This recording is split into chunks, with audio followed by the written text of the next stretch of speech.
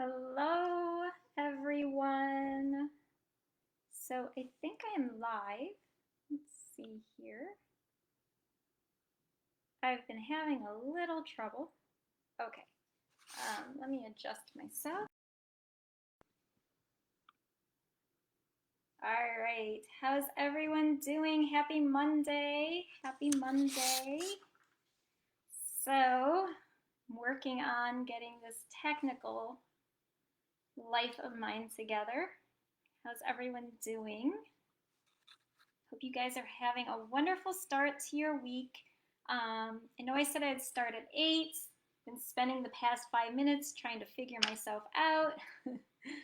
Not sure what I was doing. Hi, Tamara. How are you doing? Oh, I like this on my computer. Last week I couldn't get on my computer. How are you doing? So we're going to be chatting about boundaries. And I'm going to just give it another minute before I start. Hope you've been having a good week. So, I had a couple different ideas for what to speak about this evening, and the choice seemed to be the most popular choice when I polled people in the group seemed to be boundaries. So that's what I'll be chatting about this evening briefly. And, I guess I'll get right into it. And if more people are going to join, they can come in. All right. So, boundaries are kind of, I think, interesting. And my personal opinion is they can be a little complicated when we do not know who we are. So, for example, there's different types of boundaries. And we have things like boundaries in relationships, we have work boundaries, we have bedtime boundaries, we have fitness boundaries, nutrition boundaries, or maybe we don't have those things. So I feel like boundaries are a bit of a complex topic because, for example, in some areas of my life, like nutrition, I have like pretty, I've always had pretty strong boundaries of what I would or would not put in my body. Like I won't like eat foods with yellow number 6 or number 5. So I had very clear boundaries because I had a very, very clear goal in mind of wanting to be healthy and not have health problems. So I feel like when we have, based on my experience, when we have like a clear goal, a clear purpose in life, wanting to be healthy, why do we want to be healthy? So we can live a longer life, so that we have extra energy to keep up with our businesses or our families, whatever that happens to be, right? If we have a clear purpose, it's very easy. But then there's other things that maybe we don't have set goals, we don't really know ourselves about, and so then we lack boundaries in those areas. So for example, with me, one area for years that I struggled with was finances. I never had like a savings goal, I didn't have a budgeting goal, so I didn't really have a purpose. So my boundaries with my spending were not very good. But once I figured out, oh, I want to save a certain amount of money to go on a particular trip, or I began setting purposes and goals for that particular thing in my life that I wanted to achieve, then my finances changed. So I feel like knowledge of this is based on my personal experience, knowledge of self, knowledge of our goals is what helps us to be able to set clear boundaries. And so that's why it's kind of complicated, because there's so many different aspects that this can be. We can like have one area of our life in order and one area not in order as a result. So my tip would be to kind of make a list, just jot things out to people. So my tip would be to jot down things like time, right? time for when you would, accomplish certain tasks.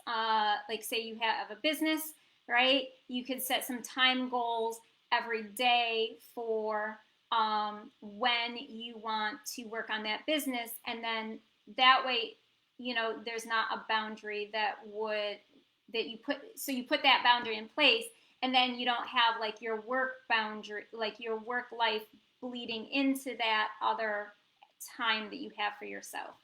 I think for me, the biggest thing is knowing in general my purpose in life and what my values are. Okay.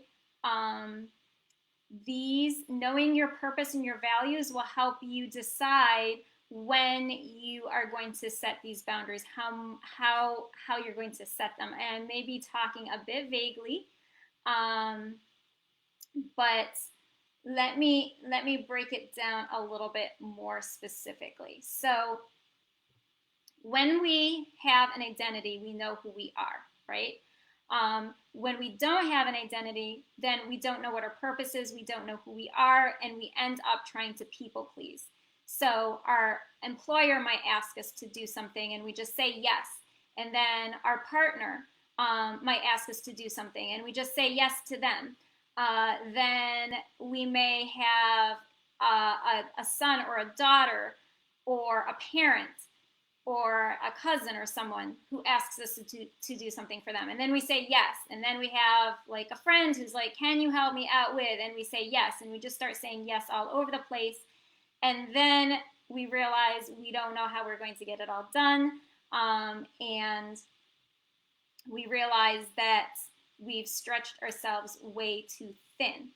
But if we have a set purpose and we know exactly where we're going and what we want in our lives, and that is really trying to figure out purpose or where you're going, that's actually really a different type of conversation. But when we have that purpose and we focus on that, we can start, when people ask us, hey, can you help me out with this? Can you do that?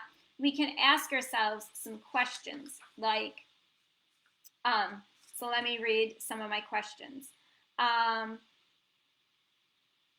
I really want to say yes to this? Right? Does this question, does this go with what I am trying to accomplish in life right now? Why am I saying yes? Is it because I want to please this person? Is it because I believe in this person? Is it why am I saying yes to this person? Why am I saying yes? Am I doing this because I want to be liked or because I really believe in this? I really feel that this is really important. Other things, if I say yes to this, is it going to matter a year from now? Is it going to matter a week from now? Is it going to matter a day from now? Is it really that important? And if the answer is no, if things are not going to matter even a day from now, or much less a week or a year from now, probably it's not the best thing to say yes.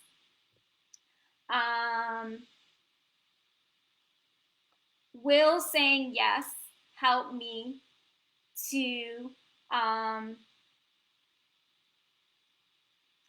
reach my purpose? Okay.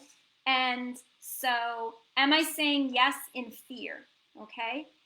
All of these are different types of questions that you can ask yourself about things. So for example, let me give a specific example. Say you feel like you're tired a lot, right? So am I saying, what do I need to do to feel more energized, right? I know that my purpose is to get more energy. So what have I been saying yes to that's like hindering me from getting that needed rest? Am I saying yes to staying up late? Am I saying yes to foods that are like really highly processed? Am I saying yes to not exercising? What am I saying yes to? Are those things that I'm saying yes to draining my energy? If they are, then it's time to start saying no and setting boundaries. Maybe go to bed earlier, maybe change the diet, maybe make some plans to start a new fitness routine, whatever it happens to be. But look at what you've been saying yes to that should be cut out of your life because it's not getting you to the end's desired goal of having more energy. Then it comes down to sometimes another big reason, aside from not knowing ourselves, not knowing what our goal is, not knowing what our purpose is. So kind of having that broken identity, so to speak. Maybe it's because of trauma. Maybe it's because of something that society has led us to believe. I think that as women, at least, we're told a lot of times that we have to take care of everyone, and we have to do this for our family, and we have to be like super career women, and we have to, and there's like this whole long to-do list of things we have to do, or that we've been made to feel like we need to do. But so when we don't really know who we are, when we have that broken identity, we're just like allowing everyone to tell us and to dictate and make us feel like we're obligated to do these things. So in addition to not knowing ourselves like very well, or not focusing on that self-care part of getting to know ourselves, and that is going to take time. Also looking at people pleasing. I feel like for myself, this has been something that went back to my childhood, wanting to please, certain people in my family that I loved. And then it kind of like came into adulthood where there were certain times where I found it hard to say no. But now my favorite word is no. Once I realized who I was, once I became clearly aware personally of what I want, what my goals are, what my purpose is in different areas of my life, my favorite word is no. But I feel like no sometimes can be a scary word for people to use when they are still healing their identity and still healing from trauma, or still like not quite sure where they stand on different things. So if someone like your supervisor comes to you at work and asks you to do something, or your husband or your wife or your parent or a friend comes and asks you to do something, and it kind of catches you by surprise and you're not really sure what to say, you could put them off for a day, and you could give it some thought and ask yourself, is this all aligned with who I am, what I stand for, my values, my purpose? And you could just, politely say, well, that is with making eye contact with them, right? So you're going to be, standing your ground with them and being firm and saying, yes, this sounds really interesting, what you're asking me to do, what you want me to do. Let me give it some thought. Let me sleep on it tonight. Let me just take like 24 hours, and I'll get back to you. And then be sure you actually get back to them the next day. So that would be, for someone who's not comfortable with giving like a full all-out no, or maybe they're not really sure, like they're on the fence. They're kind of like, I might want to say yes, but maybe I will regret it. I'm not sure. So, give yourself permission to tell them you need some time to think about it. The other thing is, if it's, in your heart that this is not something that you really want to do, it's not something that is going to help you with your purpose, it's not aligned to your values, it's not, anything at all for you, you could say, instead of just saying no, you could just simply say, I don't feel comfortable with doing, and then whatever it is that they ask you to do. You could also start by thanking them. Thank you for the honor. Thank you for thinking of me. I appreciate that you asked me to, whatever it is.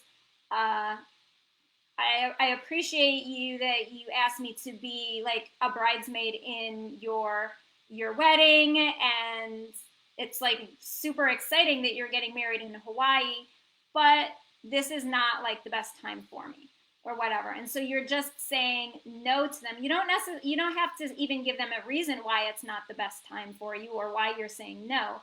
But you can kind of, if you aren't comfortable with just saying no, particularly if that person is very close to you in a close relationship, like a best friend or a partner or a parent, um, then just kind of thank them and appreciate them, acknowledge what they're doing, and then simply say that you can't. It's not a good fit for you, or you can't oblige them at this time. So I also would say that basically to get over the people pleasing part and like that fear of saying no to someone is going to make that person not like you anymore, not want to be your friend anymore, not want to date you anymore or work with you anymore, whatever that happens to be. Then that is a sign that there's something that goes back in your past. There's something that goes back maybe to a traumatic event or something that you experienced when you were growing up, some lesson that you learned. And,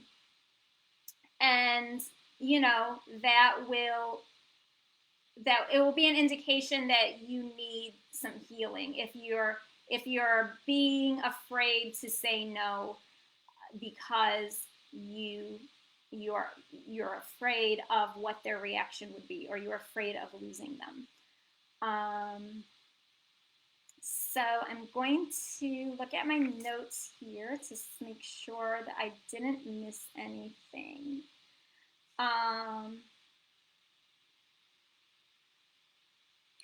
Oh, one other thing. This is something that I'm glad I checked my notes. Okay, so sometimes setting boundaries is difficult because those boundaries take discipline. So, for example, being on a fitness routine, that can be hard. Waking up at a certain time, that can be hard. Time management, those things can be hard. Um, and it's a little bit difficult sometimes to build that discipline because sometimes ultimately actually when we are setting boundaries, we're not even saying no to someone else. We might be saying no to ourselves, like, no, I am not going to scroll through social media anymore. I am going to wash my face and go to bed and call it a night. So actually, in some cases, when we're setting boundaries, we're actually saying no to ourselves. And so that takes discipline. You could flip it and you could think about it in a different way of saying yes to yourself. Like, yes, I am going to do this, so I'm going to, and then do whatever it is. So, like, say it's like, I'm just, going with some simple, clear cut, everyday things. But, like, going back to bedtime, I guess maybe I'm focused on sleep a lot because I live in New York, and it has been traditionally, although things have been calmer the past year, but things are becoming active again. The city that never sleeps, and I also being an entrepreneur, right, and know a lot of entrepreneurs, so there's like this hustle and grind mentality a lot that happens. So I guess this is why I'm so focused on the sleep example, but you could instead of saying no, you could start thinking of that boundary as like saying yes. So it could be like a psychological flip. So yes, I am going to go to bed now, and yes, I'm getting my rest.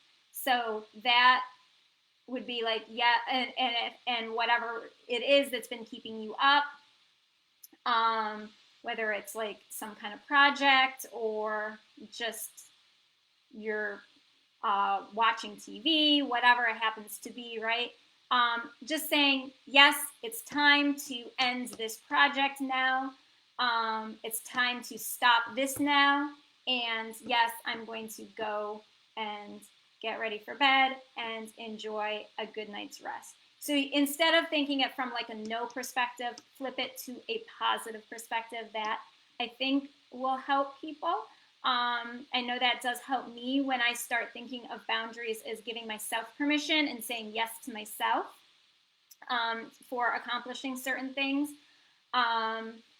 Even and another way to like build that self-discipline that I would say, this is more from a spiritual perspective, from a Christian perspective, but a lot of religious and other spiritual practices also practice fasting. So I would also say that from my experience, another way to build discipline is by fasting. So by learning how, and it doesn't even have to be anything crazy. It could be just like one of the things that I tend to fast from is coffee, because I like it so much. So maybe give up coffee for 3 days. And so then by learning that discipline of giving something up and redirecting my brain to focus on not thinking about having a latte and saying no to myself, it actually builds, and I have noticed it does build like an inner strength with that ability to say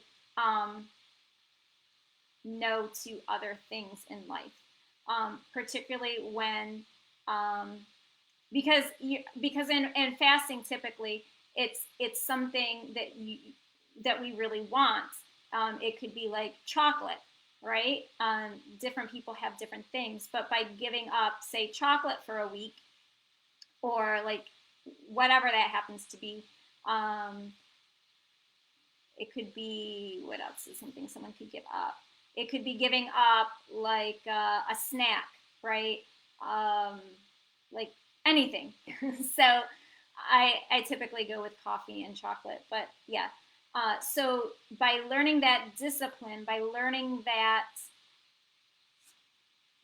setting that boundary in that small little area, it then has become easier for me over time to say no to other things, like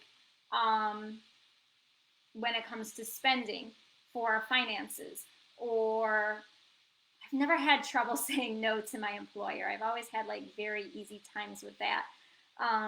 But sometimes like a friend will ask me to do something, and I maybe will say yes, right? Because it's just hard to sometimes say no to someone you love. But when I have noticed that by practicing like small little disciplines, by saying no and setting boundaries in terms of fasting, then that actually has made it easier for me to say no to the bigger things that come up in life. So I would say that is my last tip for developing that discipline to be able to set some boundaries in your life. I think that what I will do is I will, later this week, I will write down the boundary questions that I spoke about in the beginning, so that you guys can see them all listed out. And that way, I think sometimes, at least I'm a visual learner. We all learn differently. Sometimes we learn better by listening, and sometimes we learn better by looking at something. So I think if I make a list of the boundary questions to ask yourselves and I post them in our group later, this will help you get all of the information that you need to help set you up for more success with setting boundaries if that is something that you have found challenging in your life. And I will wish you guys a good evening, a great night's rest, a week full of success. If anyone has any questions about, any of the things that I just spoke about when you're watching the replay, feel free. You can reach out to me. If you don't feel comfortable, asking in the comment section, you can, of course, send me a direct message in my Facebook Messenger app. That way, I know not everyone's always comfortable with asking questions publicly. So if you have any questions that you'd like privately answered about setting boundaries for yourself, feel free. You can write in the chat comments underneath this video, or you can send me a private message. I think that is it for this evening, and have a great night. Peace.